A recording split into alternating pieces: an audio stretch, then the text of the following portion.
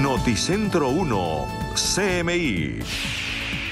Buenas noches, bienvenidos a las noticias. Los siguientes son los 3 hechos más importantes de hoy en Colombia. La inflación rompió la tendencia que traía a la reducción en la que venía en el último año. Según el DANE, para junio la inflación fue de 7,18%. Solo en el 6º mes del año 2024 reportó un aumento que la ubicó en el 0,32%. Educación, alojamientos, comidas en la calle jalonaron el costo de vida. Vamos a hablar más de esta noticia en nuestra emisión nacional a las 9 de la noche. Continúa la toma pacífica por parte de campesinos de todas partes del país en las instalaciones de la Agencia Nacional de Tierras y el Ministerio de Minas y Energía en el occidente de Bogotá.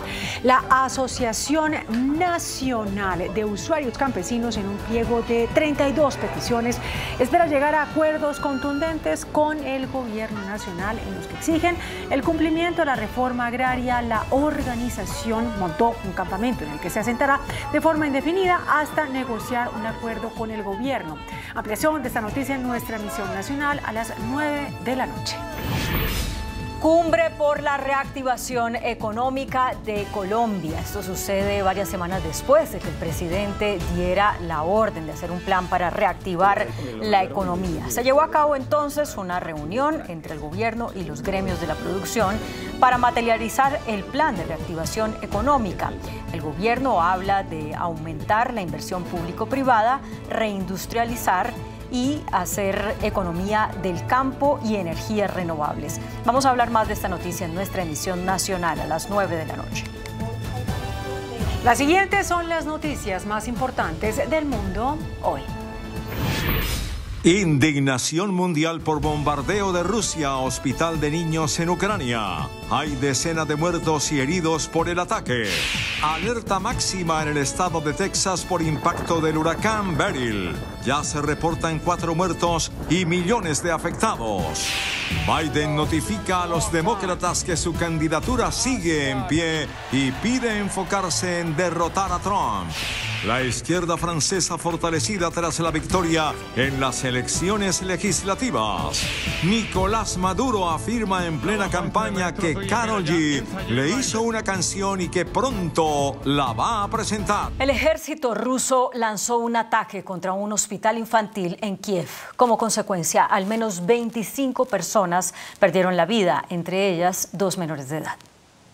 Con retroexcavadora, sierra y palas, los bomberos, voluntarios, médicos y policías continúan las labores de búsqueda entre los escombros de sobrevivientes en una parte del hospital infantil de Kiev tras un bombardeo por el ejército ruso y condenado como un despiadado ataque contra civiles, el cual, de acuerdo a reporte de las autoridades, hasta el momento al menos 25 personas perdieron la vida, entre ellos 2 menores de edad y 17 heridos, incluidos 7 niños. Pero la capital del país no fue la única ciudad azotada por misiles rusos. Kryvyi Rog en el sur, Prokopsk y Dnipro en el este de Ucrania también se encuentran entre las localidades que fueron objeto de las letales embestidas. La masiva agresión deja al menos 36 personas muertas y 125 heridas en el país. Por su parte, el presidente ucraniano prometió dar respuesta al ataque ruso. Безперечно, ми все, що зруйнували ці терористи, ми відновимо і, безперечно, ми відповімо цим нелюдам з Росії, нелюдям з Росії. El secretario general de la ONU condenó enérgicamente el ataque con misiles contra infraestructuras residenciales y civiles en toda Ucrania, ya que el derecho internacional humanitario prohíbe estos ataques contra civiles. Beryl se degradó a tormenta tropical mientras avanza su trayectoria por el sur de Estados Unidos. Las autoridades registraron 4 muertos y miles de personas sin luz y cientos de vuelos cancelados en el estado de Texas. La tormenta tropical Beryl bajó su intensidad y mantiene vientos sostenidos de 96 kilómetros por hora, pero continúa descargando ráfagas de viento y lluvias torrenciales sobre el este de Texas. Hasta el momento, según las autoridades, el saldo mortal de Beryl en Estados Unidos incluye a 4 personas en el condado de Harris. Además, la tormenta dejó más de 2,7 millones de habitantes sin electricidad y una serie de graves interrupciones en el transporte, con más de 1.500 vuelos cancelados en varios aeropuertos del país. Beryl no solo impactó Texas, previamente había causado estragos en el Caribe, donde cobró la vida de al menos 11 personas en Venezuela, Jamaica, México, Granada, San Vicente y las Granadinas. A medida que Beryl avance hacia el norte, una mayor parte de la región va a experimentar fuertes ráfagas de viento. El presidente de los Estados Unidos, Joe Biden, le envió una carta a su partido político, el Demócrata, en la que dice que no se retirará de la candidatura para las elecciones presidenciales de noviembre. Cansado de las constantes sugerencias de que abandone la candidatura a las elecciones presidenciales en noviembre, el mandatario estadounidense Joe Biden, por medio de una carta dirigida a su partido político demócrata, le reiteró que no se retirará y les pidió que acaben con el debate, puesto que él es apto para seguir gobernando el país y que no volvería a presentarse si no creyera absolutamente que es el mejor para vencer al republicano Donald Trump. Tuvimos un proceso de nominación demócrata y los votantes han hablado clara y decisivamente. Recibí más de 14 millones de votos, el 87% de los votos emitidos durante todo el proceso de nominación. Tengo casi 3.900 delegados, lo que me convierte en el presunto candidato de nuestro partido por un amplio margen. Los cuestionamientos a la capacidad de Biden, de 81 años, de continuar como candidato presidencial para las elecciones del 5 de noviembre se incrementaron después del debate con Trump el 27 de junio, donde se le vio sin fuerza en la voz y sus titubeos al responder las preguntas. La corporación internacional estadounidense Boeing se declaró culpable por el accidente de sus aviones 737 MAX en 2018 y 2019, en los que murieron 346 personas. Tras un acuerdo establecido por fiscales federales y con el fin de evitar un juicio penal, Boeing se declaró culpable de conspiración para cometer fraude, luego de que las autoridades en Estados Unidos descubrieran que la empresa incumplió un acuerdo que pretendía reformarla, tras los dos accidentes fatales de sus aviones 737 MAX, en los que murieron 346 pasajeros y tripulantes. Sin embargo, la compañía aeroespacial más grande del mundo tendrá que pagar una multa de 244 millones de dólares e invertir 455 millones en programas de mejora de seguridad. Entre tanto, las familias de los fallecidos en los dos accidentes reclaman a Boeing 24.800 millones de dólares en indemnizaciones y multas. Estados Unidos vivió un fin de semana violento. Hubo tiroteos en Detroit y en Chicago. Al menos 20 personas perdieron la vida. En Estados Unidos, el fin de semana, los ciudadanos celebraron el Día de la Independencia, conmemoración que se convirtió en una ola de tiroteos. En Detroit, 2 personas fallecieron y 19 resultaron heridas en un tiroteo en una fiesta callejera. De acuerdo al reporte de las autoridades, recibieron la alerta de que un tirador abrió fuego en una fiesta. Aunque todavía no hay ningún sospechoso en custodia, la policía abrió una investigación para esclarecer los hechos. En Chicago, más de 100 personas fueron baleadas y 19 de ellas murieron. Según la policía, todos los años en la celebración de la independencia se registran tiroteos masivos. El año pasado, 11 personas fallecieron y más de 60 resultaron heridas. El presidente de Francia, Emmanuel Macron, decidió mantener temporalmente en el cargo a su primer ministro, quien le presentó su renuncia tras el triunfo de la izquierda en las elecciones legislativas.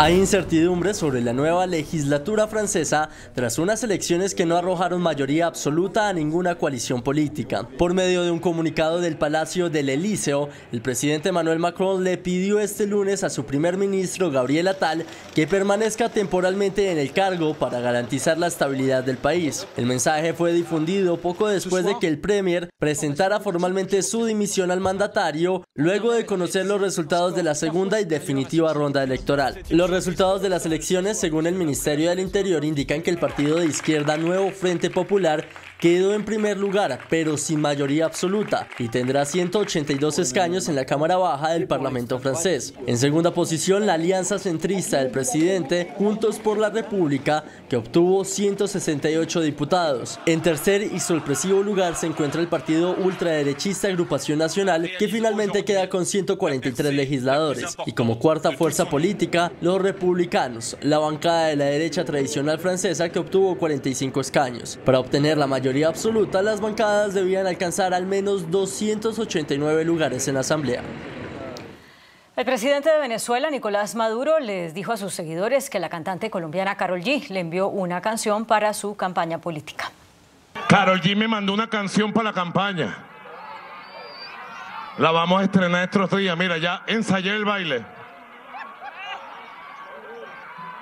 Porque aquí me conocen como el gallo pinto. Pero en el exterior me están diciendo Nicole G. No sé por qué. De esta manera, el mandatario venezolano Nicolás Maduro, quien busca la reelección el 28 de julio, aseguró que la cantante colombiana Karol G le envió una canción para su campaña. Además, arremetió contra su contrincante de la oposición, Edmundo González, tachándolo de viejo decrépito. El Fondo Monetario Internacional presentó las proyecciones de inflación para el continente americano. Venezuela encabeza la lista con una inflación interanual del 160%. La inflación en las Américas está cediendo en toda la región y seguirá descendiendo durante este año gracias a las prontas medidas de los bancos centrales de la región y las tendencias de desinflación a escala mundial. El Fondo Monetario Internacional estima que este año Venezuela exhiba una inflación interanual del 160%, luego de que para el 2023 la proyección fuera del 190%, colocándola así por encima de Argentina, cuya estimación es del 149%. El tercer y cuarto lugar serían para Uruguay con una inflación del 5,7% en el 2024 y Colombia con el 5,3% respectivamente. Por su parte, la proyección del Fondo Monetario Internacional para Venezuela en el 2025 es una inflación interanual del 150% y para Argentina del 45%. Las dos naciones han ido alternándose el primer puesto durante el último año como el país con la inflación más alta de América Latina y del mundo. En tanto, la proyección de inflación interanual para Sudamérica es del 18,2% en 2024 y del 8,4% en 2025. Israel realizó uno de los bombardeos más intensos desde el inicio de la guerra en la Franja de Gaza. El ataque fue sobre Gaza, la capital. Al menos 40 personas murieron y otras 75 quedaron heridas como consecuencia de dicho ataque. Hasta el momento, las autoridades gazatíes no han logrado recuperar los cuerpos debido a que siguen en curso las ofensivas. Una empresa multinacional japonesa de tecnología presentó un robot cirujano compacto capaz de realizar suturas microscópicas. En Tokio se presentó un robot de super microcirugía con cámaras 3D y 4K y pantallas OLED para ayudar a los cirujanos durante las operaciones. Este dispositivo está compuesto con una consola de sobremesa que controla el robot a distancia, lo que permite a los cirujanos sentarse cómodamente durante las operaciones largas y abre la puerta a futuras operaciones a distancia. El robot también cuenta con brazos de baja latencia y baja fricción con escalado de movimiento. Este sistema reduce los movimientos de la mano del cirujano, manteniendo al mismo tiempo una gran capacidad de respuesta. El prototipo se une a un reducido mundo de sistemas robóticos emergentes capaces de realizar supercirugías. Hola, buenas noches, bienvenidos a Entrevistas CMI del horario habitual de Pregunta Yamit, de nuestro director Yamid Amat. La Constitución de 1991, creada por una Asamblea Nacional Constituyente, acaba de cumplir 33 años de edad este 4 de julio. Nos acompaña hoy una de las personas que redactó precisamente esa Constitución, el profesor de Derecho Constitucional, exdecano de la Universidad de los Andes, exdecano de la Universidad Javeriana de esta materia, Gustavo Zafra.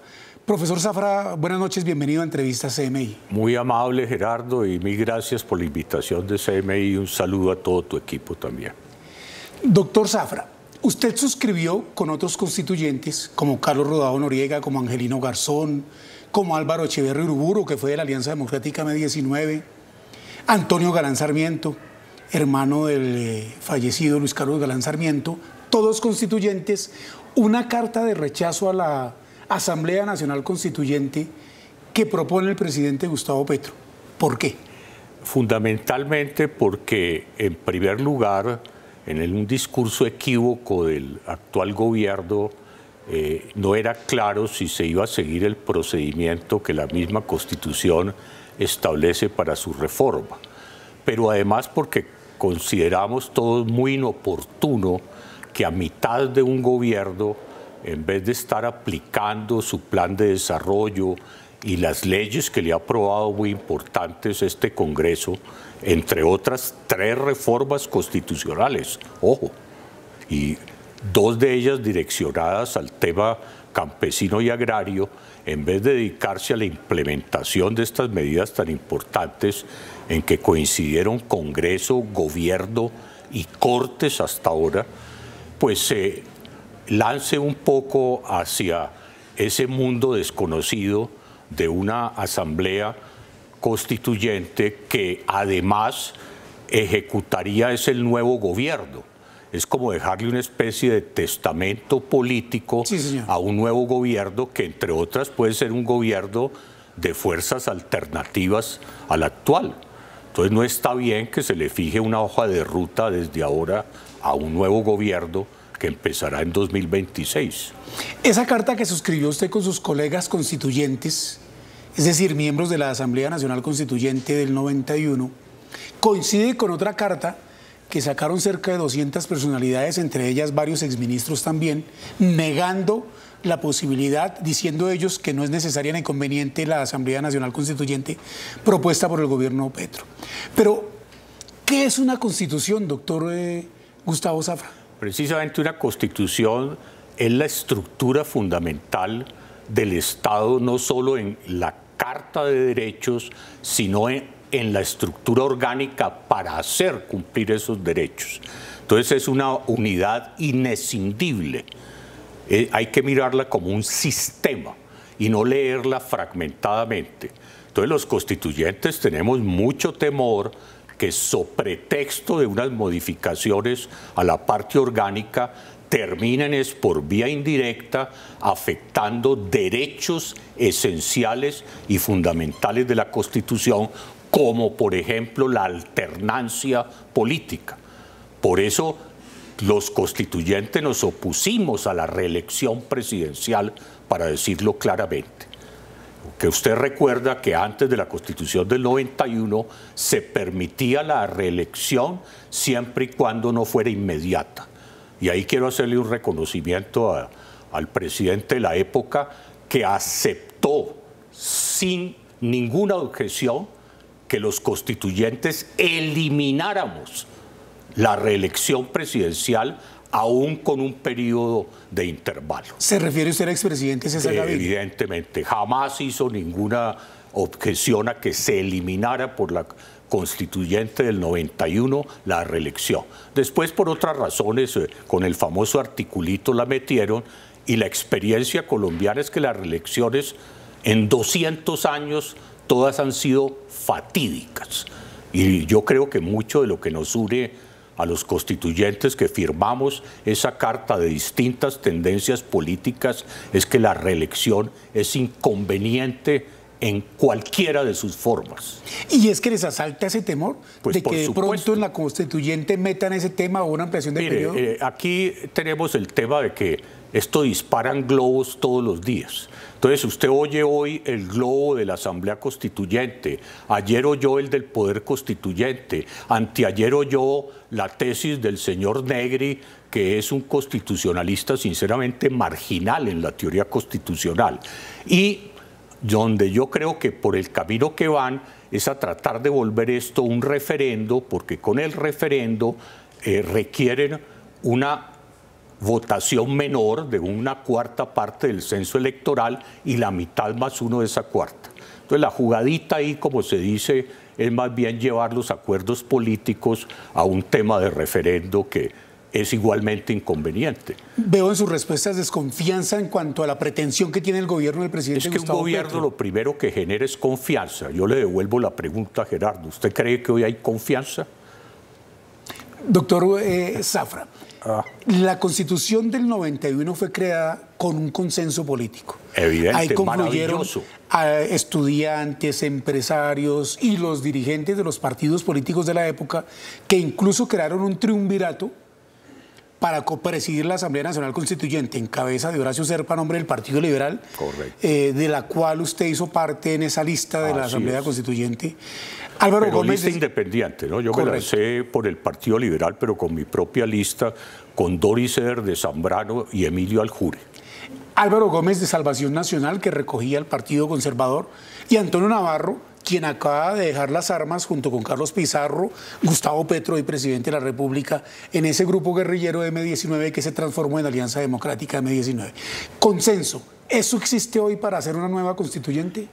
A pesar de la habilidad que le reconozco al nuevo ministro del Interior, creo que le va a ser muy difícil lograr un acuerdo. Para una asamblea constituyente lo veo imposible, y aún para un referendo difícil.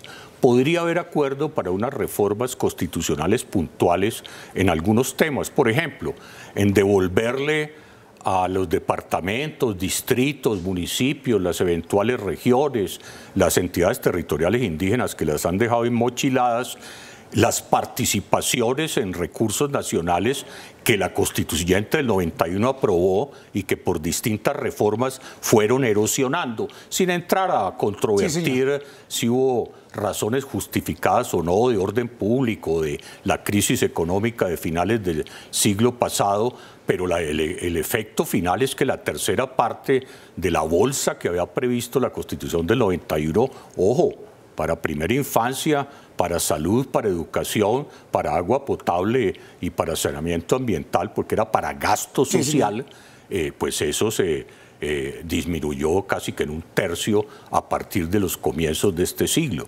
Entonces ahí yo le doy la razón en parte al actual gobierno de querer volver a reivindicar el concepto de gasto social, pero eso se puede hacer por leyes en el 90% y de pronto con unos ajustes a 3 o 4 normas de la Constitución que vuelvan a revitalizar esa bolsa de recursos para la descentralización y la autonomía. Desde 91 manifiestan ustedes en la carta a los exconstituyentes. Esa constitución política ha tenido 60 cambios en sus artículos. Usted mencionaba ahora 3 en el gobierno Petro. Uno que crea la jurisdicción agraria, entre otros. Otro que les da derechos a los campesinos. Son reformas constitucionales vía acto legislativo, es decir, vía Congreso de la República.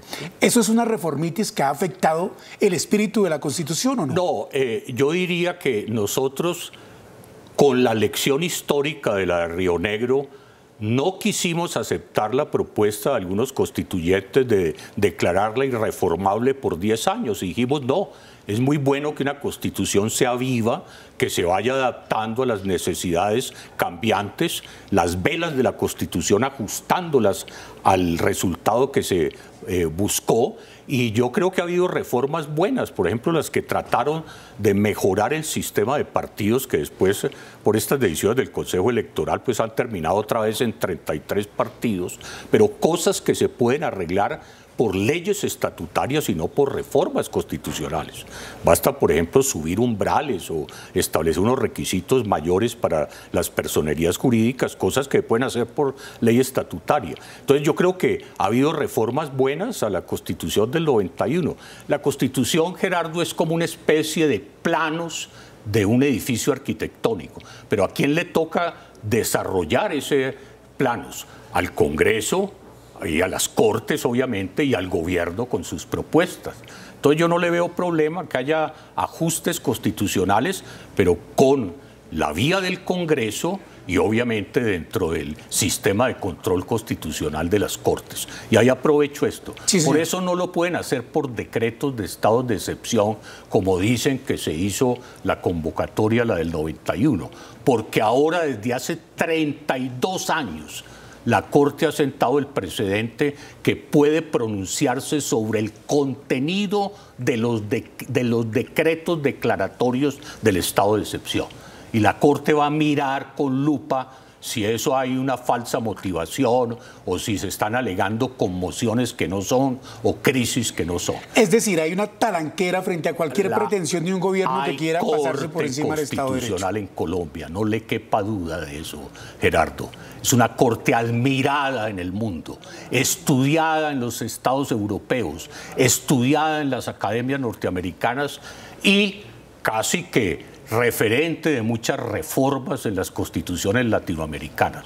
De manera que hay corte constitucional en Colombia y en esa confiamos los ciudadanos y ciudadanas colombianos. ¿Y eso es ante cualquier pretensión de este o cualquier otro presidente que quiera arroparse con la Constitución y meterla a su medida? Lo ha dicho usted muy bien. Es que esto no es contra el gobierno de ahora. Esto es defender el sistema constitucional para 50 millones de colombianos y 52 millones de habitantes, si contamos los migrantes que hoy están bajo la protección de la Constitución de 1991. El doctor Gustavo Zafra, uno de los hombres que ayudó a redactar la Constitución de 1991, en entrevista a CMI, expresando por qué, junto a otro grupo de constituyentes, rechaza la idea y la tesis presidencial de una asamblea constituyente. Gustavo Zafra, constituyente de 1991, uno de los hombres que redactó la carta política que rige hoy a la nacionalidad colombiana y que tiene 33 años de edad. Una constitución muy joven, doctor Gustavo. Bastante joven, cuidémosla para que llegue a su adultez igualmente de bien. Frente a los requerimientos que usted dice, ¿le asiste algo de razón al gobierno en querer introducir algunos cambios que el Congreso no ha desarrollado? ¿Qué cambiaría usted y qué avalaría usted de lo que busca el gobierno? Yo diría que el gobierno tiene la preocupación que el gasto social no se descuide. Y ahí creo que el gobierno tiene razón porque los 12 millones de votos, un poquito más que sacaron para ser elegido el actual presidente, buscaba muchas esas aspiraciones y reivindicaciones de algunos de los grupos que han sido tradicionalmente vulnerados en Colombia. Y entonces esa es una reivindicación válida. Le voy a poner un ejemplo. Sí, señor. En las leyes orgánicas de autonomía territorial, tradicionalmente se llega al capítulo de las entidades territoriales indígenas que lo consagramos en la Constitución y se dice en un artículo, esto lo solucionaremos en la próxima ley. Una especie de ley orgánica telenovela, le explico yo a mis estudiantes. ¿No? En la próxima ley lo solucionaremos. Hay una sentencia de la Corte con ponencia del actual presidente de la Corte Constitucional, el magistrado Reyes. José Fernando Reyes. Y el magistrado Reyes dice, mire, Congreso, lo exhorto la Corte a que en 2 años, sinceramente, den cumplimiento al artículo de la Constitución del 91. Lo mismo, por ejemplo, sucede, Gerardo, con el tema del agua potable. ¿Cómo es posible que todavía en Colombia el 40% de la población tenga dudas sobre la potabilización? Lo que le decía, ¿cómo es posible que el 50% de nuestros niños en primera infancia, entre 3 a 5 años, no tengan una respuesta del Estado? Entonces yo sí creo que ahí hay una agenda que por leyes, entre otras, se puede desarrollar.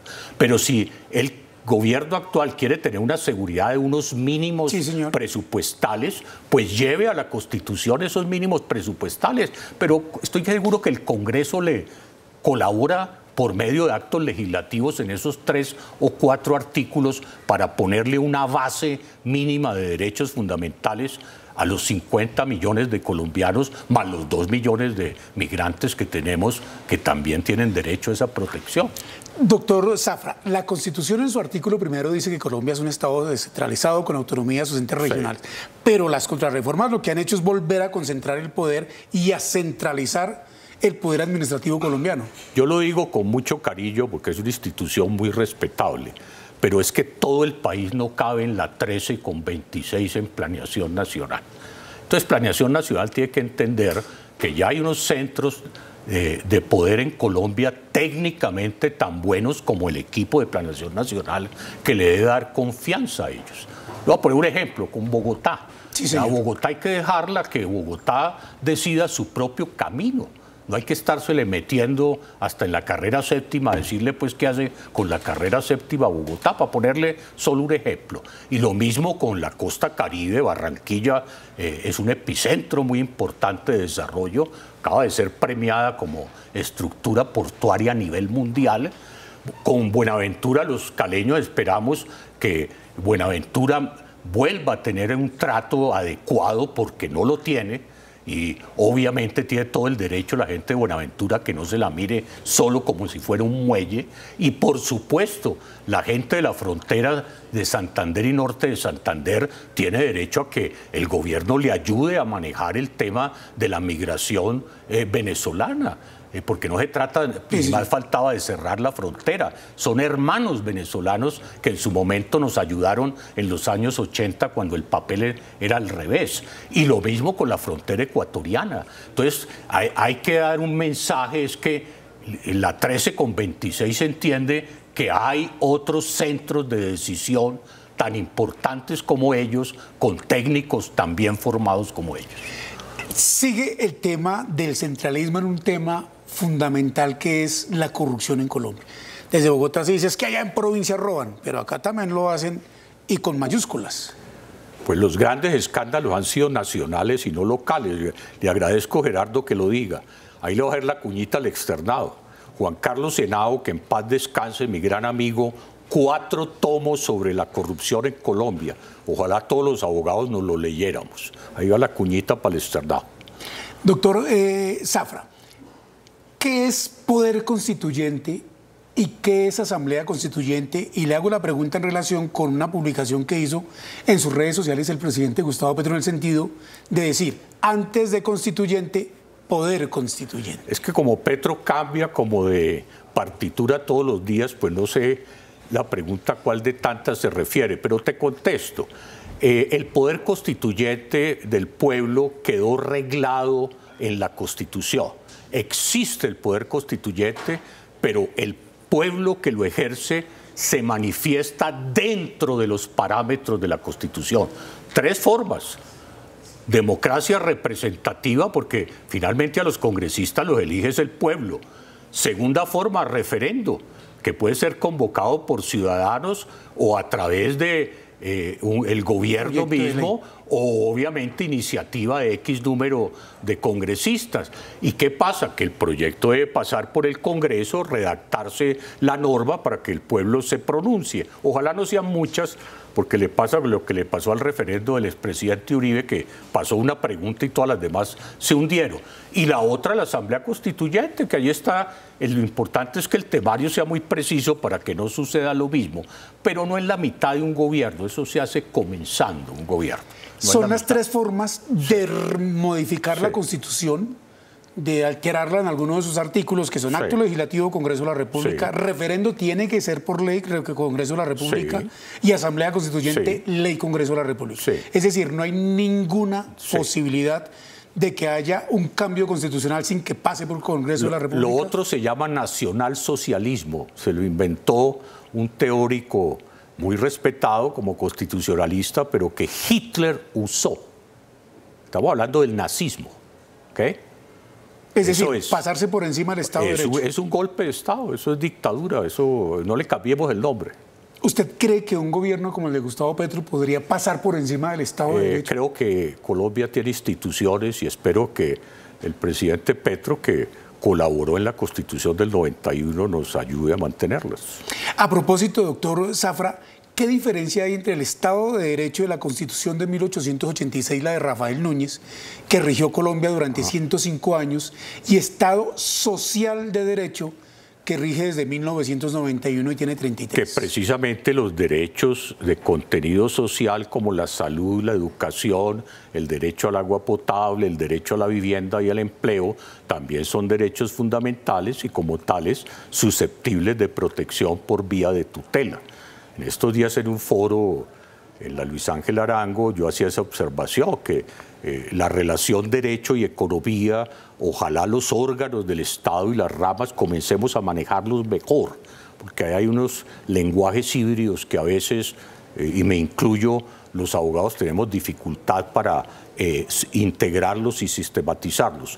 Pero nuevamente, para contestarle la otra pregunta, en la vieja Constitución del 86 no nos olvidemos que 70 años estuvo congelada porque el presidente ejercía por estado de sitio la función legislativa y el ministro de Hacienda llamaba a su secretaria doña Elvia y le decía: venga doña Elvia, vamos a legislar.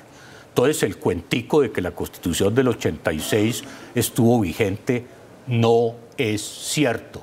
66.5% de su tiempo pasó congelada. No digo la frase irónica de un expresidente por respeto a él, porque ya falleció y no me autorizó nunca a decirlo, pero estuvo congelada la Constitución del 86, 70 años. La diferencia entre una y otra es que en esta el Estado está al servicio del ciudadano y no el ciudadano.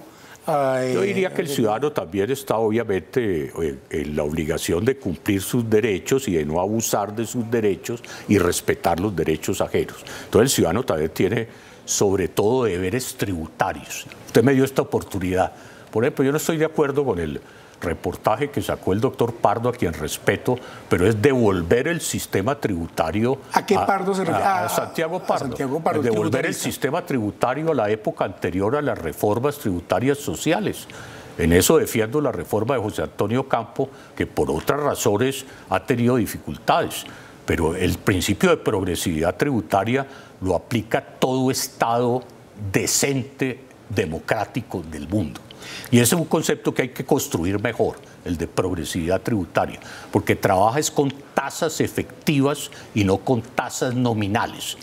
Es qué porcentaje real de sus ingresos usted está pagando y no el nominal antes de las deducciones, exenciones y demás descuentos que el sistema tributario actual tiene. Doctor Gustavo Zafra, de lo que usted ayudó a redactar de la Constitución de 1991, si hoy tuviese la oportunidad, ¿lo cambiaría? Creo que sinceramente mantendría un poder mayor en los territorios, llámese departamentos o regiones, porque ahí sí no muevo, como se dice, mis naves. Si el país está preparado para ir al modelo regional, bienvenido, pero ojo, con un orden público controlado, porque no podemos ser tan ingenuos de que en este momento tenemos control territorial sobre todo el territorio del Estado, porque todos sabemos que eso no es cierto. Y hay unas instituciones que surgieron con la Constitución del 91. El Banco de la República, la Corte Constitucional, la Procuraduría General de la Nación, que algunos quieren acabar. ¿Usted sería partidario de acabar el Ministerio Público? De rediseñarlo de pronto, porque ahí me hizo recordar usted mucho las tesis del antiguo defensor del pueblo y magistrado de la Corte, que dice que hay como una especie de dúplica entre Ministerio Público y Fiscalía. Jaime Córdoba Trigueño, se refiere usted. Jaime Córdoba, exactamente. Y yo creo que uno podría extender eso al tema de Defensoría y del mismo Ministerio de Justicia. En Estados Unidos, con una sola entidad, manejan lo que aquí hacemos 4. Respetable, no tenemos que copiar, ni más faltaba, pero en Estados Unidos es una, aquí es 4, y Estados Unidos tiene 330 millones de habitantes y los otros 52.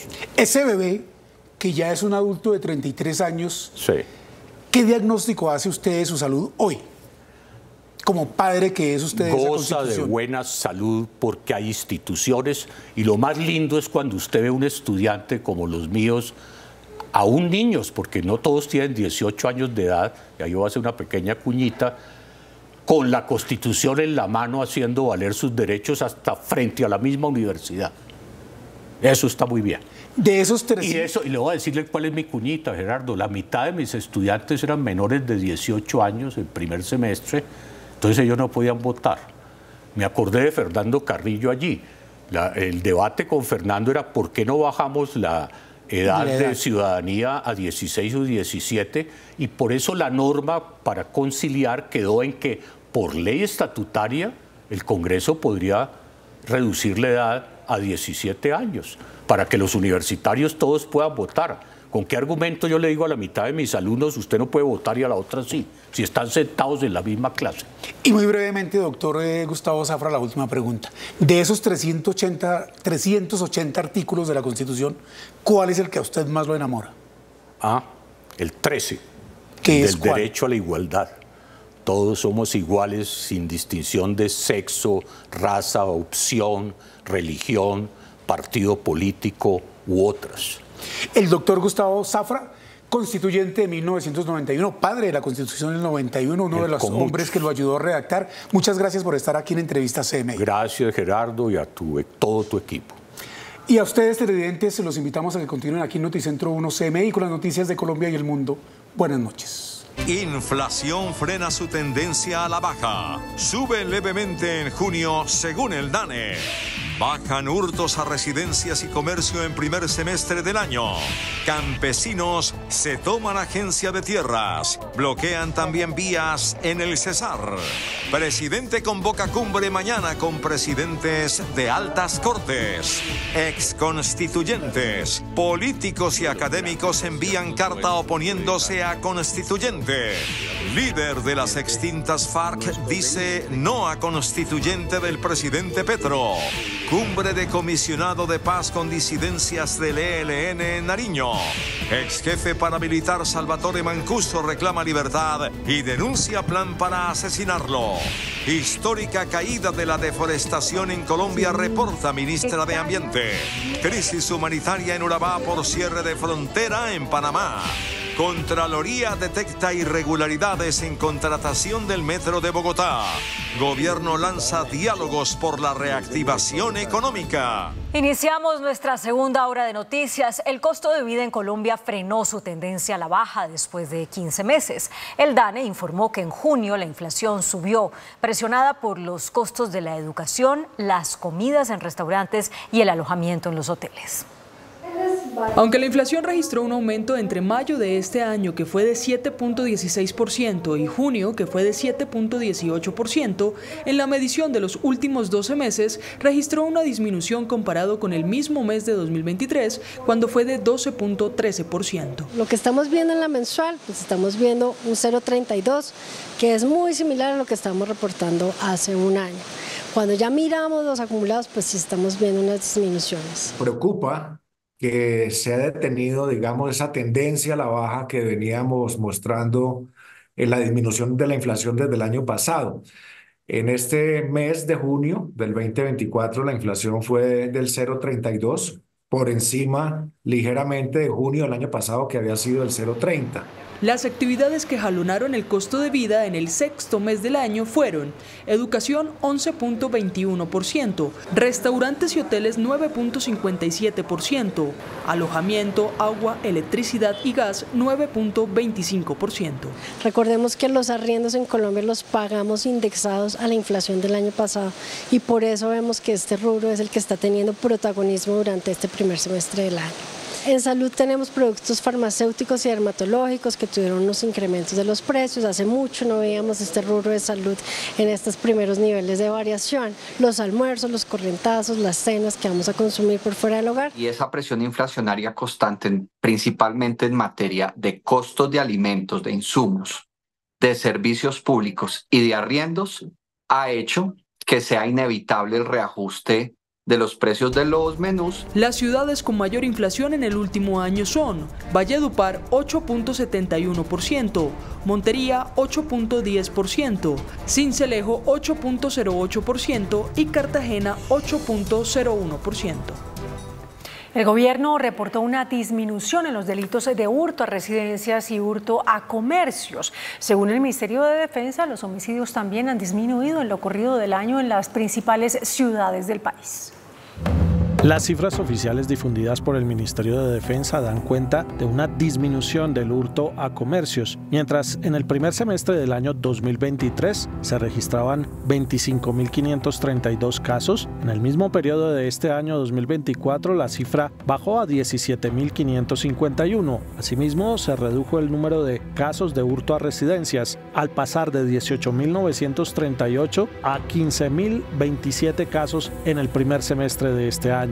Y acá el gran cuello de botella, eso se ha documentado ampliamente en unos estudios recientes, es el tratamiento penal que se le da a las personas, a los delincuentes reincidentes, que recurren en la conducta del delito, y como el sistema penal colombiano cada vez se mueve más a tratar esto como un delito menor, nunca terminan estos delincuentes reincidentes pagando una pena de prisión o una sanción privativa de la libertad. ¿Sigue siendo un gran desafío el robo de celulares y vehículos? Sigue siendo un gran desafío. Uno de los objetos digamos que presenta las mayores tasas de hurto de celulares en sus diferentes modalidades: atraco, cosquilleo, con violencia, sin violencia, Y ahí hay que atacar también los sitios de receptación de estos objetos. Según el Ministerio de Defensa, también hay reducción en los homicidios. Las ciudades donde mayores caídas presenta este delito son Medellín, Cali, Bogotá y Cartagena. A esta hora continúa la toma pacífica de la Asociación Nacional de Usuarios Campesinos a las oficinas de la Agencia Nacional de Tierras en Bogotá. Nicolás Romero está ahí en el lugar. Buenas noches, Nicolás. ¿Cuáles son las razones de la toma y hasta cuándo planean mantenerla? Compañeras, muy buenas noches para ustedes y también para toda nuestra audiencia. Lo que aseguran los campesinos es que se van a mantener de forma indefinida aquí en la Agencia Nacional de Tierras. El día de hoy llegaron desde varios puntos del país, se congregaron en una marcha por toda la ciudad que atravesó prácticamente uno de los principales corredores viales de la capital de la República y montaron un campamento en este punto donde nos encontramos, donde pasarán la noche incluso bajo la lluvia y hasta cuando puedan llegar a un acuerdo con el gobierno nacional. En horas de la mañana, campesinos de todas partes del país se congregaron para marchar sobre la calle 26 al occidente en dirección a las instalaciones de la Agencia Nacional de Tierras. Con bubucelas, arengas y pancartas recorrían una de las arterias para la movilidad de la capital, que cerró su paso para tráfico mixto y para Transmilenio por al menos 3 horas. ¡Viva la luz nacional! Si el campesino no trabaja, el pueblo no come. Al llegar a su destino, todos los integrantes de la marcha ingresaron corriendo por la entrada vehicular.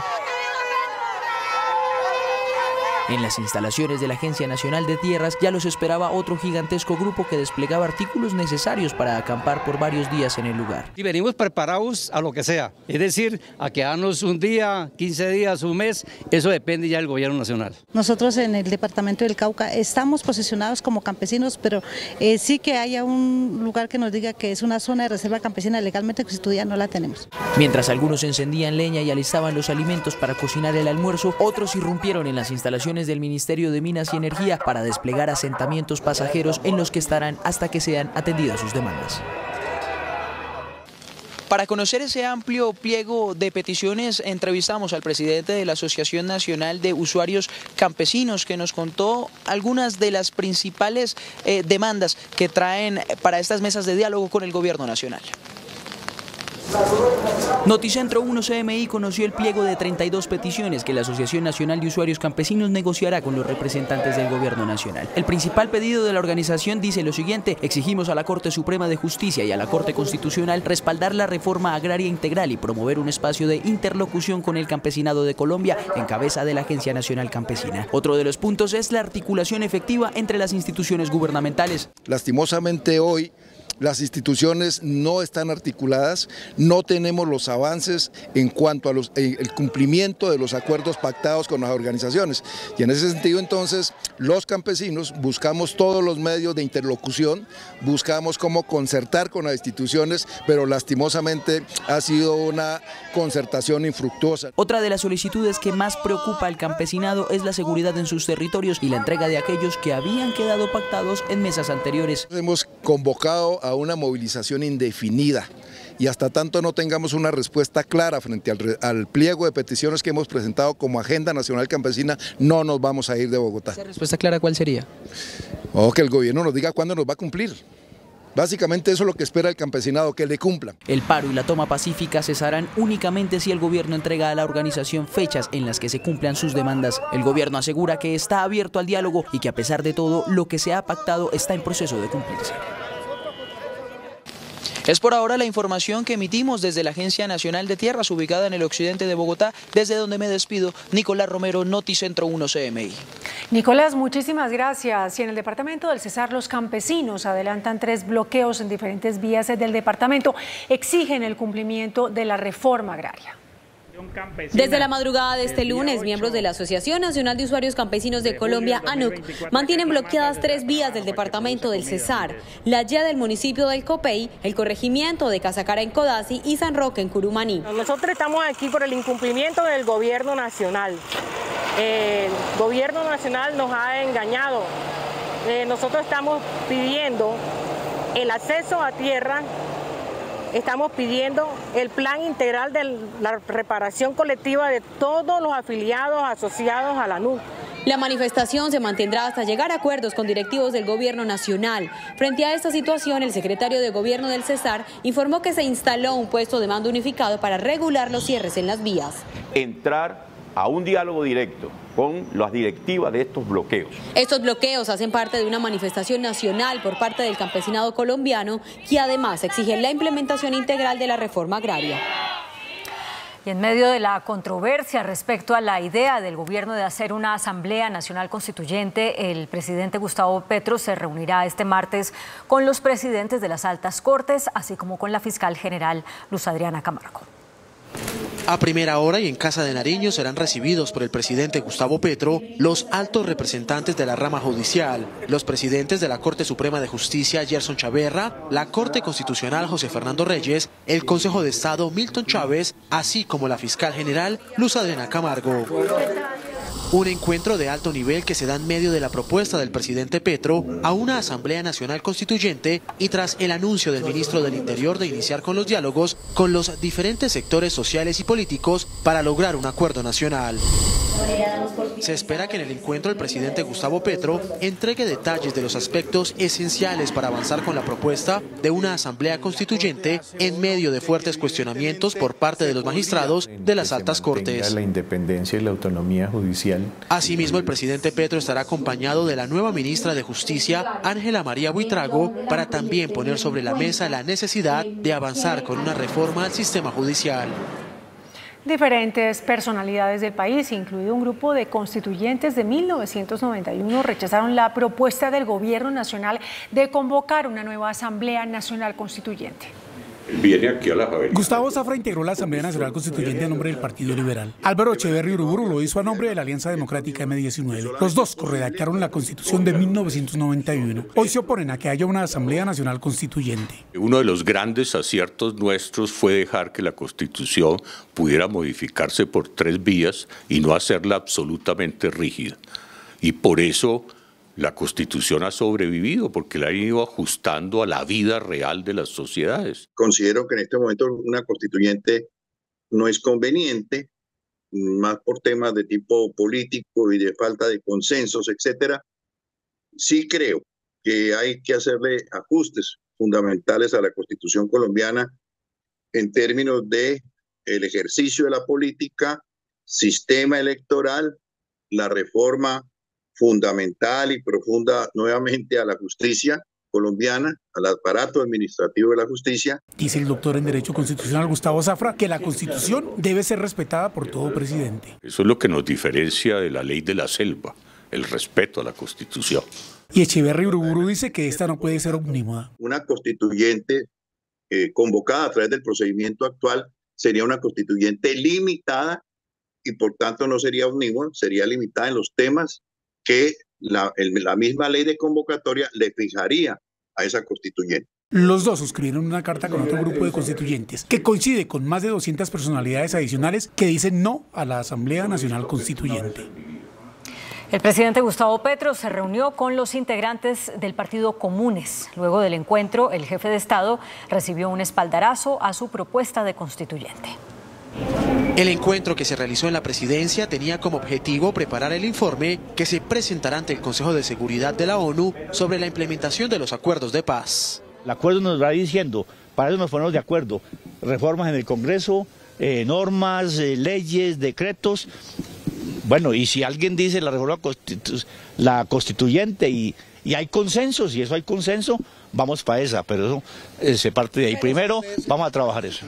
Los ex integrantes de las FARC y firmantes del acuerdo aseguraron que buscan alternativas para avanzar con la implementación de los acuerdos. Estamos hablando de lo que dice el acuerdo que discutimos en La Habana y que ratificamos aquí en el Teatro Colón, donde está planteado un gran acuerdo nacional para sacar la violencia, las armas del ejercicio de la política.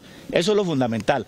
Los mecanismos los vamos construyendo. Un encuentro que se da entre las dos partes firmantes de los acuerdos de paz previo a la visita del presidente Petro al Consejo de Seguridad para hablar de los desafíos en la implementación de lo pactado. Por su parte, el ministro del Interior, Juan Fernando Cristo, entregó detalles de la visita que realizará el presidente Gustavo Petro al Consejo de Seguridad de la ONU.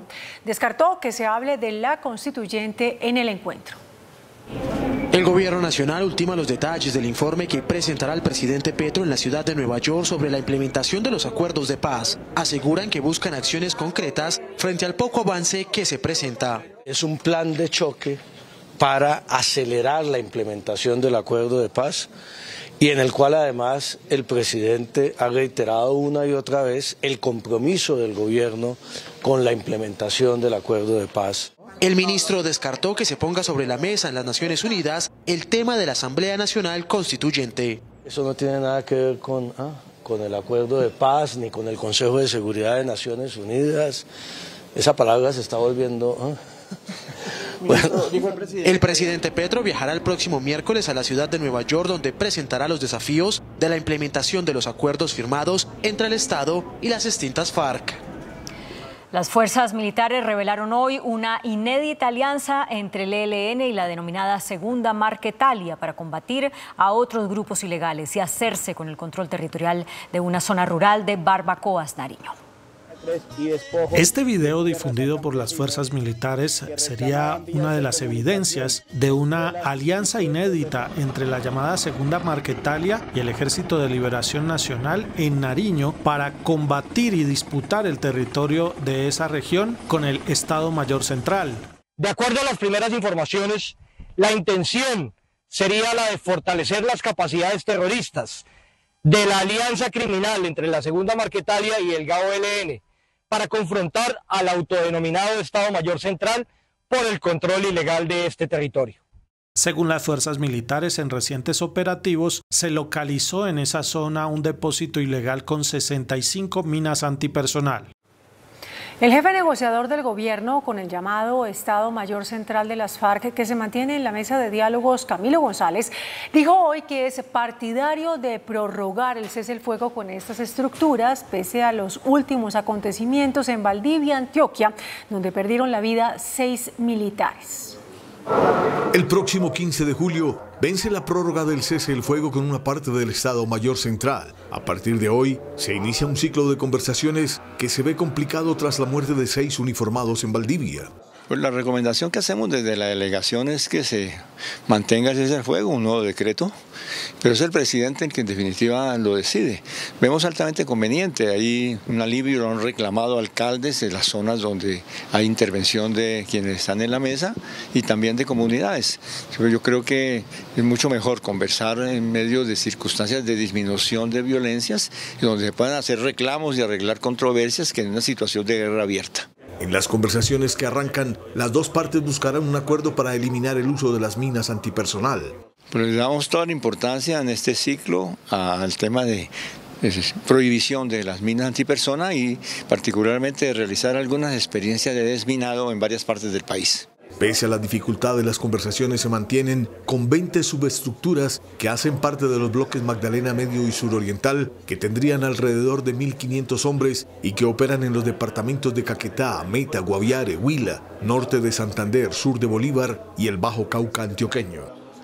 Con la presencia del comandante del Frente Comuneros del Sur, disidente del ELN, alias HH, y el consejero comisionado para la paz, Oti Patiño, se cumplió en zona rural de Samaniego, en Nariño, el tercer encuentro para desescalar el conflicto en esa zona del país y concretar un proceso de paz con ese grupo armado que lleve a su desmovilización y a la dejación de las armas.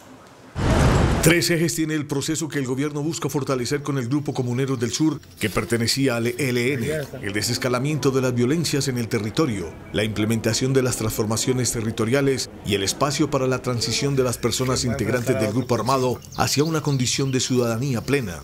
En este lugar mágico de Betania está renaciendo la paz y la esperanza de todo el país. El comandante del exfrente del ELN, alias HH, apareció en el evento con varios representantes de este grupo. Estuvieron de civil y sin armas tras la resolución 183 del 8 de mayo que les levantó las órdenes de captura. Cuando la paz no se trae a los territorios, queda bastante chueca, queda bastante con dificultades.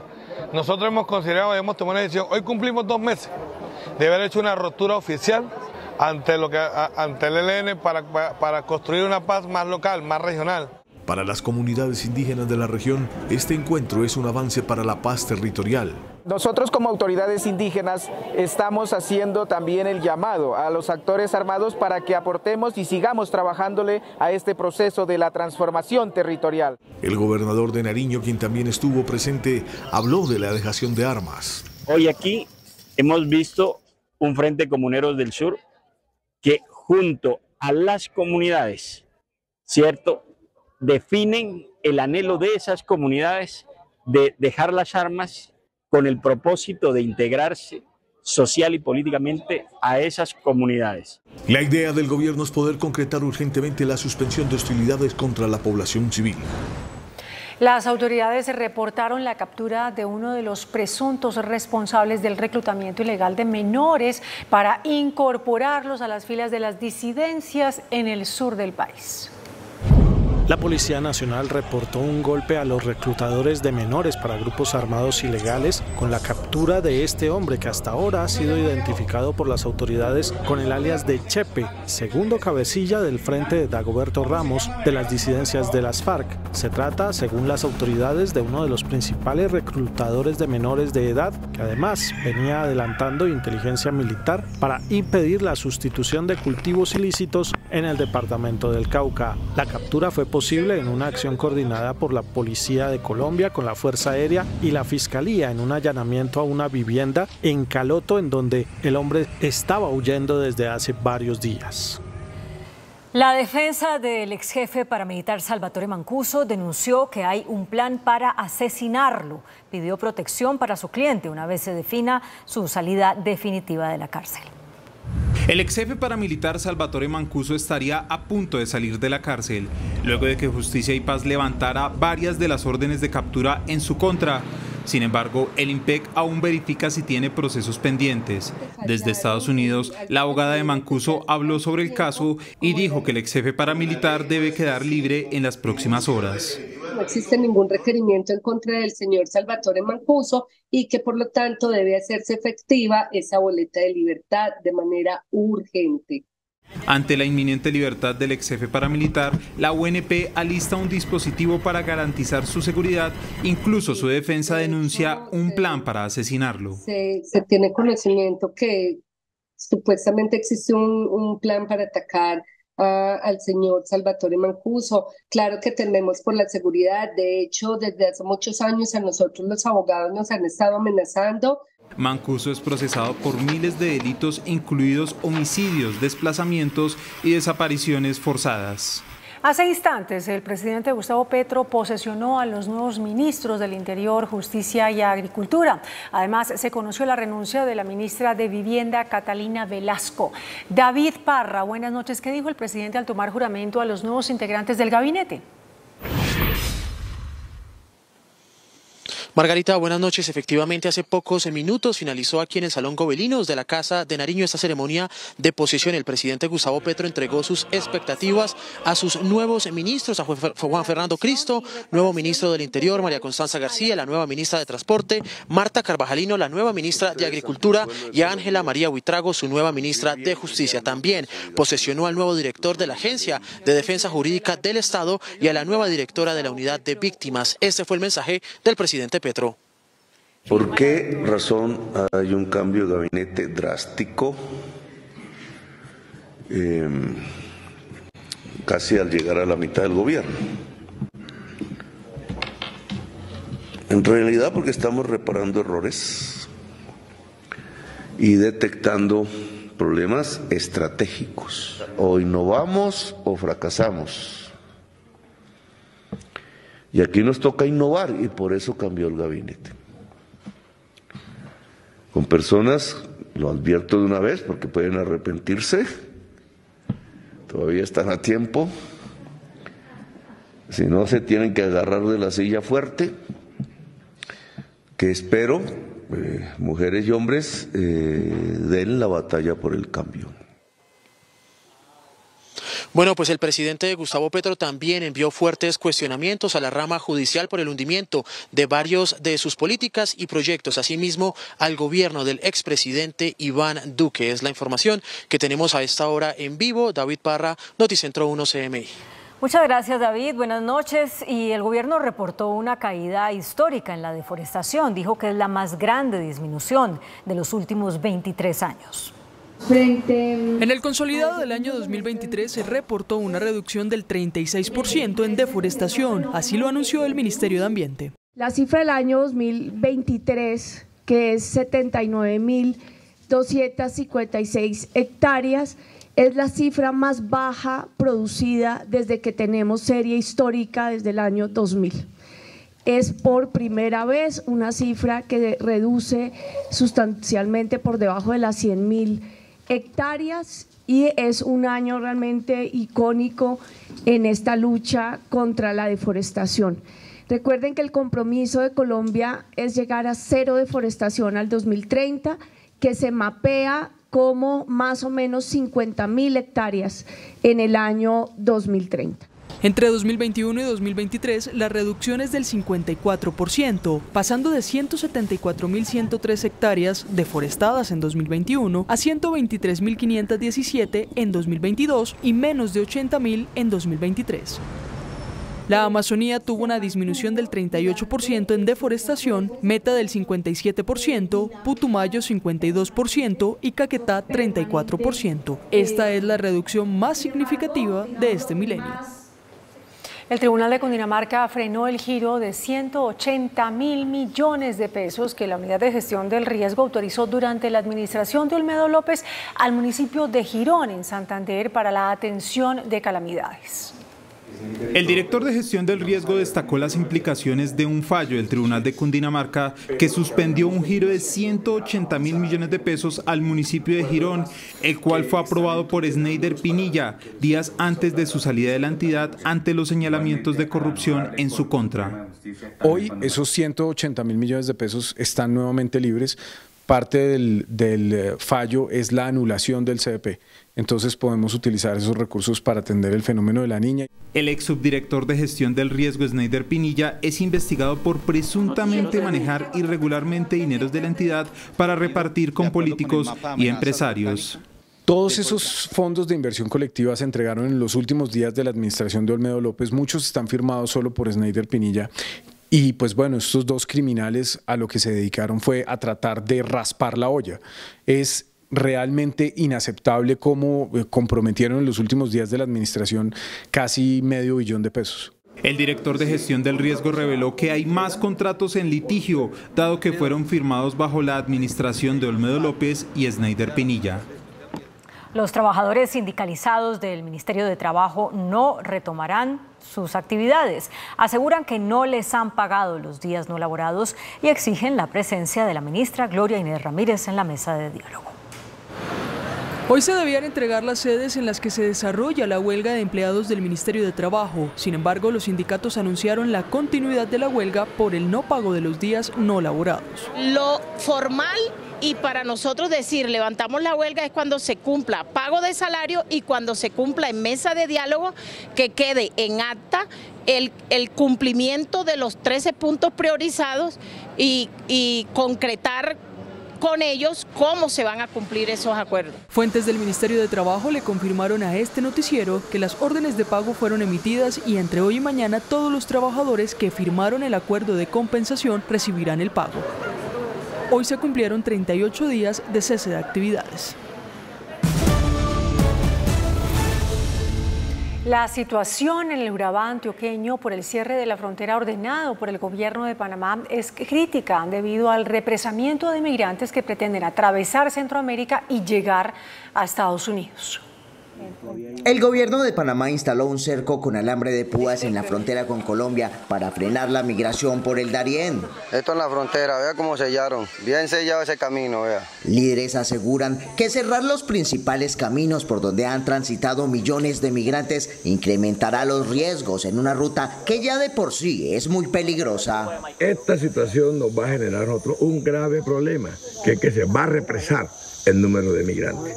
O van a tratar de pasar por otro sector de los 260 kilómetros de frontera con Panamá. Ante esta situación, el alcalde de Acandía alertó que el flujo migratorio por la selva del Darién ha disminuido, pues muchos migrantes aguardan en las calles de los municipios de Apartado, Turbo y Necoclí, y advierte que habrá una crisis migratoria. ¿Quién va a ser responsable de todas las vidas en el tapón del Darién? La gente sin ver por dónde es la salida, sin poder acceder de cierta forma al sueño que todo el mundo, desde que se ha hablado de migración, es un sueño que ellos tienen derecho. Pero otros migrantes ya se están enfrentando al filo del alambrado. Que la gente está bajando con mañitica, señores, uno por uno, chamo, uno por uno. Corto palo, por debajo, escarbo, lo que sea, pero de que cruce, porque mi meta es llegar allá, a los Estados Unidos. Los líderes del Consejo Comunitario aseguran que llevarán la queja ante la Corte Interamericana de Derechos Humanos, pues los derechos de la migración se están vulnerando. Las Contralorías General y de Bogotá alertaron por presuntas irregularidades en contratos de las troncales alimentadoras del Metro de Bogotá. Las Contralorías General y de Bogotá alertan por 22 hallazgos administrativos, de los cuales 14 tienen presunta incidencia disciplinaria y uno con connotación fiscal por más de 18.000 millones de pesos en el proyecto de primera línea del metro y sus troncales alimentadoras y complementarias, que se ubican en la avenida Carrera 68, avenida Cali, avenida Caracas y Corredor Verde de la Carrera Séptima en Bogotá. Se revisaron 20 contratos, 10 de obra y 10 de interventoría por 2,69 billones de pesos, equivalentes al 71% del valor total de esas troncales. El IDU respondió que los contratos vigilados fueron estructurados y adjudicados en administraciones anteriores y que la actual administración de Bogotá estructura medidas para atender las observaciones. La Contraloría abrió un proceso de responsabilidad fiscal al Ministerio del Deporte por la pérdida de la sede de los Juegos Panamericanos en el 2027. La Contraloría General informó que encontró motivos para la apertura de un proceso de responsabilidad fiscal por más de 10.000 millones de pesos por el retiro de Barranquilla como sede de los Juegos Panamericanos 2027. Se estableció que la Alcaldía de Barranquilla hizo 3 pagos por los derechos de sede, que rodearon los 2.250 millones de dólares.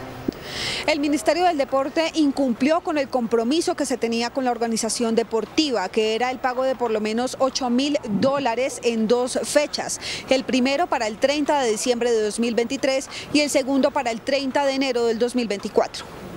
Mientras tanto, hace unos días la Procuraduría abrió pliego de cargos con juicio disciplinario a la exministra Astrid Rodríguez y al entonces secretario general Luis David Garzón, quien fungía como controlador del gasto por incumplir el contrato con Panam Sports para el desarrollo de los Juegos. La Procuraduría pidió cuentas a Colpensiones sobre el nuevo modelo pensional. La Procuraduría le pidió a Jaime Duzán, presidente de Colpensiones, información sobre las medidas que han tomado para hacer frente al nuevo modelo pensional que entrará en vigencia en julio del próximo año. Según la Procuraduría, Colpensiones no estaría lista para pasar de administrar la información de 6.500 millones de personas a 25.000 millones de afiliados. La entidad no se opone a una reforma, la entidad se opone a muchos aspectos de esa reforma que están por reglamentar, que no fueron definidos en el texto, que quedaron confusos. Se opone a la vigencia, se opone a la institucionalidad de Colpensiones porque conocemos sus fallas desde que la crearon. La Procuraduría le dio plazo a Colpensiones de 10 días para entregar información sobre las acciones y cambios administrativos, tecnológicos y operativos implementados para la entrada en operación del nuevo modelo pensional. Se conmemoraron hoy 25 años de uno de los ataques más letales de las extintas FARC a las fuerzas militares, el asalto a un contingente de soldados en Gutiérrez, Cundinamarca, que dejó 38 uniformados asesinados. Pese a que muchas de las familias han sido reconocidas como víctimas, aún hoy más del 60% no han sido admitidas en el proceso de reparación. Fue en la madrugada de un 8 de julio. Cerca de 300 hombres del bloque oriental de las ex-FARC coparon a un pelotón de 60 soldados. Los tomaron de sorpresa y el asalto dejó 38 militares muertos. Hoy, 25 años después, las familias de las víctimas piden ser escuchadas. Queremos recordarle al gobierno nacional que Gutiérrez fue víctima, que Gutiérrez vivió tal vez uno de los momentos más difíciles que ha vivido el país.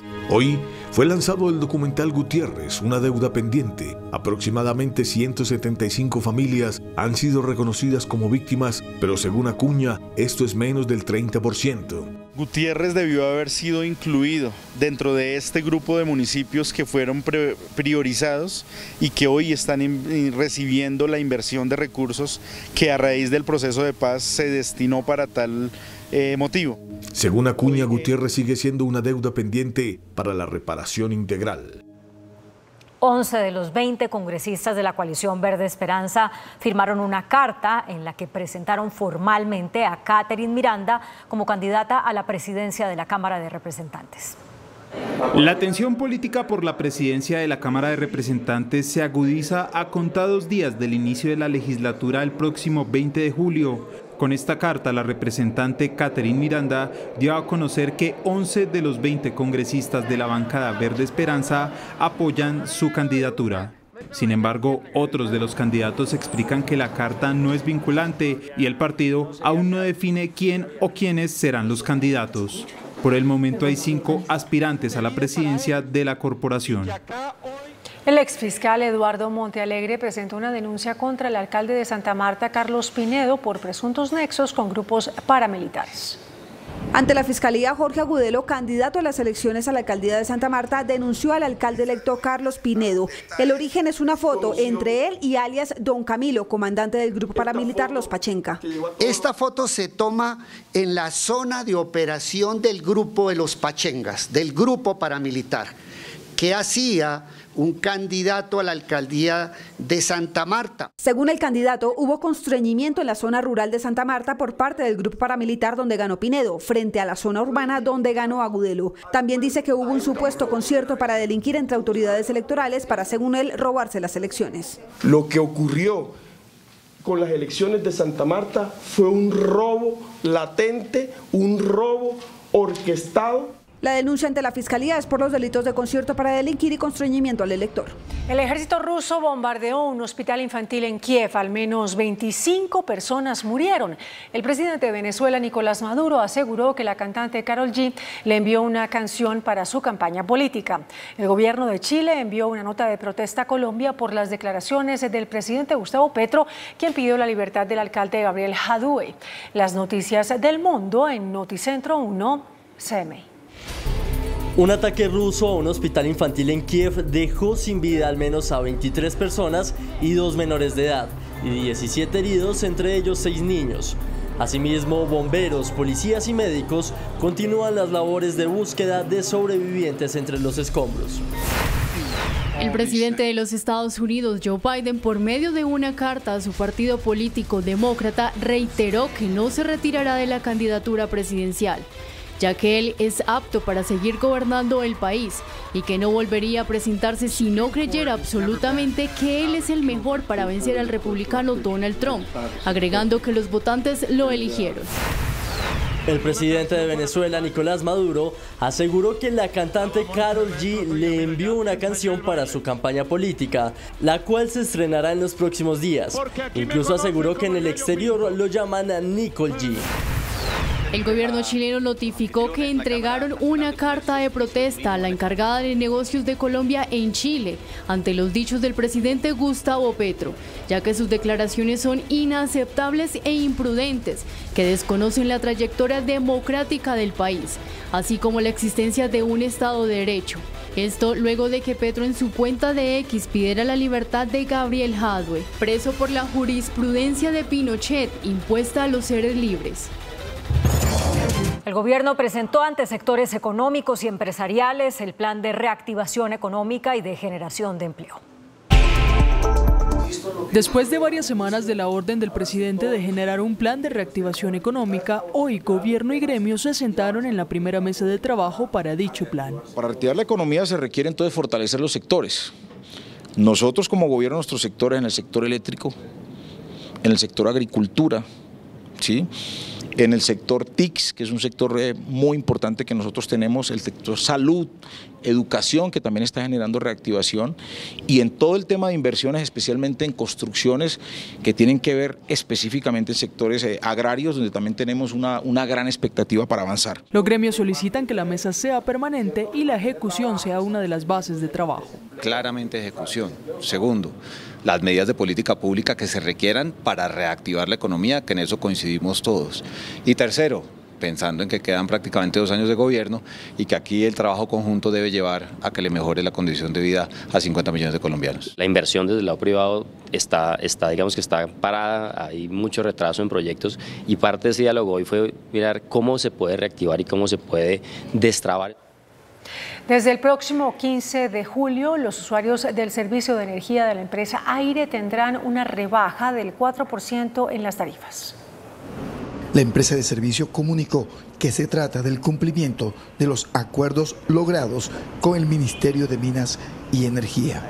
Se benefician más de 1.300.000 usuarios de los departamentos de Atlántico, La Guajira y Norte del Magdalena. Esto representa un valor menor de cerca de 49 pesos por kilovatio que se van a lograr disminuir. Desde la Liga de Usuarios del Atlántico se calificó de irrisoria la rebaja. Actualmente tenemos una tarifa de 1.172, la más alta de Colombia. Si le restamos el 4% es 46 pesos, quedaríamos en 1.116, la más alta del país. Mientras tanto, la opción tarifaria, otro componente que ha llevado a un incremento de más del 30% de la tarifa de energía en el último año, se seguirá cobrando. La directora del gestor de gas natural de la Bolsa Mercantil de Colombia, María Claudia Alzate, alertó por la caída en la producción de combustible durante el último año. El reporte de la Bolsa Mercantil de Colombia muestra un panorama preocupante en materia de gas natural. El informe de perspectivas de oferta revela un déficit para los próximos años debido a una reducción en la producción. Para 2024 de 7,3%, en 2025 11,6% y en 2026 9,3%. En promedio la caída será del 19,8%. Los principales campos como Cusiana, Cupiagua y Chuchupa siguen en declive. Por eso es que se puede concluir que la producción de gas, con las últimas declaraciones o las declaraciones que están disponibles para el mercado, se presenta una caída importante de este gas. La dirigente hizo un llamado para agilizar la política de hidrocarburos que garanticen el abastecimiento con producción nacional. De no ser así, se tendrá que contar con mayores importaciones. Y que se permita que se puedan hacer contratos de largo plazo para darle viabilidad a estos campos. La demanda de gas natural crece sobre el 4% anual. Las exportaciones de cacao alcanzaron cifras récord durante el primer semestre del año. Las ventas externas del producto duplicaron su valor, según la Federación de Cultivadores de Cacao. El presidente de Fede Cacao, Eduard Vaquero, informó que las exportaciones de este producto colombiano prácticamente se duplicaron en valor al pasar de 35 millones de dólares entre enero y abril del 2023 a 75 millones de dólares en el mismo periodo de este año. Prácticamente estamos exportando el doble de lo que exportábamos antes, pero también hay un factor que no es menor y es que el precio internacional es mucho más alto. La producción de cacao también aumentó al pasar de 24.105 toneladas a 27.649. Sin embargo, un fenómeno de contrabando de cacao colombiano hacia Ecuador preocupa al gremio.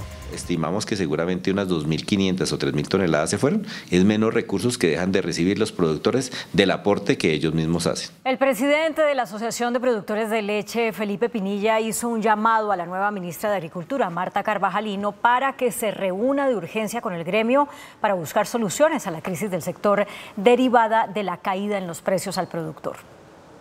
Necesitamos que ella como ministra nos reciba, podamos discutir la situación tan compleja que está viviendo el sector lácteo. Este es el llamado o SOS que lanza el vocero de los productores de leche en Colombia a la nueva ministra de Agricultura, Marta Carvajalino, por la grave crisis que está enfrentando ese sector debido a la sobreoferta. Hoy en el país al productor le están dejando de recoger la leche en su finca y ese es un producto que en finca es tremendamente perecedero. ¿Está desperdiciando ya la leche en alguna de esas zonas críticas? En algunas ocasiones lamentablemente sí. porque hay zonas que se han quedado sin la recolección de leche de intermediarios o de diferentes rutas compradoras de leche, y eso ha generado que el productor tenga solo las alternativas que dependen de sí mismo. Los ingresos a los productores se han reducido en 20% este año y las zonas más críticas son Boyacá, Antioquia, Cundinamarca, Risaralda, Caldas y Quindío, entre otras. El ministro de Comercio, Luis Carlos Reyes, reportó crecimiento en las exportaciones no mineras al cierre de mayo. Pese a la caída de las exportaciones en el total nacional, las ventas externas diferentes a petróleo y minería crecieron 6% al totalizar 8.810 millones de dólares entre enero y mayo. La agroindustria y las manufacturas registraron un alza en varios productos, al igual que una tendencia positiva de 15,2% en el volumen de despachos. A través de un video, el gobierno explicó: proyecta esa transformación económica que queremos. Por su parte, los gremios insisten en un mayor esfuerzo para diversificar la canasta exportadora. Una disminución de la dependencia mineroenergética es ideal para cualquier país al ser, o como una empresa, al ser un solo monoproducto no puede ser solo el negocio, poderlo crecer y diversificarlo es lo importante. Se espera que las exportaciones al cierre del año superen los 60.000 millones de dólares. La Autoridad Nacional de Licencias Ambientales multó a la minera de carbón Prodeco por incumplir normas ambientales. Son más de 1.700 millones de pesos los que debe pagar esta empresa minera por no implementar las barreras correspondientes para los botaderos de estériles, las que mitigarían el impacto ambiental negativo en zonas aledañas ubicadas en el departamento del Cesar. El índice de capitalización de la bolsa, que mide el comportamiento de las 25 principales acciones, cerró a la baja. El índice selectivo MSCI Colcap de la Bolsa de Valores de Colombia bajó 0,04% a 1.383 puntos. La acción preferencial de Cementos Argos fue la que más subió, con una valorización de 5,26% a 8.000 pesos. La acción del Banco de Occidente fue la que más bajó, con una pérdida de 4,69% a 13.020 pesos.